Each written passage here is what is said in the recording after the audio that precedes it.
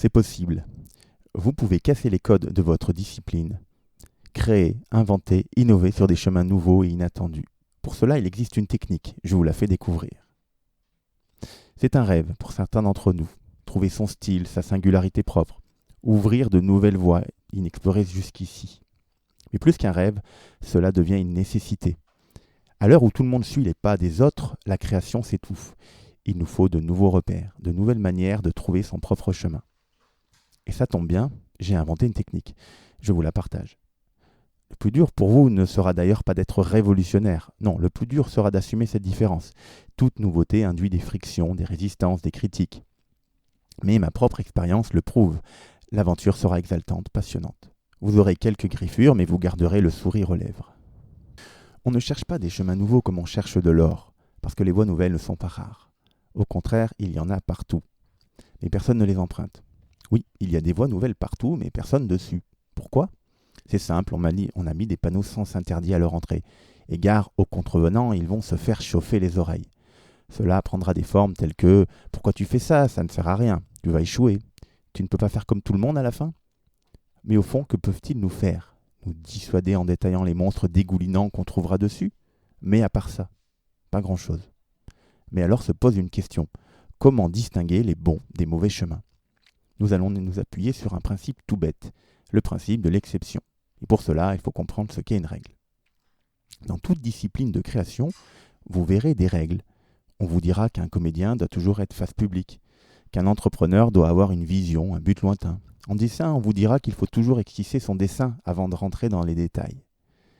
Mais le problème avec le mot règle, c'est qu'il ne veut rien dire. Parle-t-on d'une consigne, comme celle des jeux de société qui permet de jouer ensemble ? Parle-t-on d'un principe, c'est-à-dire d'un mécanisme explicable qui permet de dire lorsque vous faites A, alors il arrive B ? Par exemple, si vous mélangez de la peinture bleue et jaune, vous obtenez du vert. Ou alors parle-t-on d'un règlement, auquel cas on doit le suivre parce qu'une autorité nous a dit de le faire. Mais alors de quelle autorité parle-t-on ? Existe-t-il une police de la création qui distribuerait des amendes si on ne l'écoute pas ? Bref, quand vous suivez une règle, soyez très clair avec vous-même. De quoi s'agit-il ? À quoi sert-elle ? A-t-elle seulement un sens ? Voyons maintenant l'intérêt des exceptions. Les règles sont plus ou moins souples, plus ou moins absolues. On leur colle alors un autre terme, celui d'exception.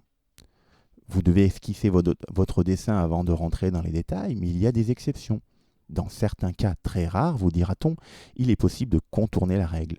Mais alors, c'est réservé aux grands maîtres du domaine. Or, s'il existe une exception, il peut en exister deux. Si vous trouvez ne serait-ce qu'un corbeau blanc, vous pouvez en trouver d'autres. L'exception n'est pas un problème.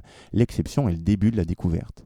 Et en cherchant, vous allez découvrir que des corbeaux blancs, il y en a en pagaille. Vous allez découvrir des champs entiers de corbeaux blancs. Et là, c'est mon expérience qui parle. Et pour cela, il faut s'aventurer sur le lit de l'exception. Il faut prendre ce chemin et l'explorer à fond, et pas besoin d'être un expert pour ça. Vous découvrirez qu'un entrepreneur n'a pas besoin d'une vision, comme l'explique si bien Philippe Silberzan avec son approche effectuelle. Vous découvrirez des artistes comme Kim Jung-gi qui dessinent des fresques immenses directement au feutre noir, sans esquisse ni préparation. Bref, explorez et explorez encore votre exception. Faites-en une seconde nature. Je récapitule. 1. Trouvez une règle ou quelque chose que tout le monde suit aveuglément. 2. Comprenez bien les tenants et les aboutissants de cette règle. S'agit-il plutôt d'une consigne, d'un principe ou d'un règlement ? Si c'est un principe, quel est-il exactement ?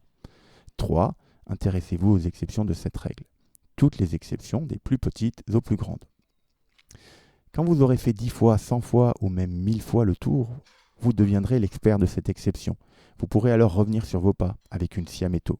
Et là, vous vivrez le plaisir très intime de le couper, ce foutu panneau sens interdit, parce que ce jour, vous aurez ouvert la voie.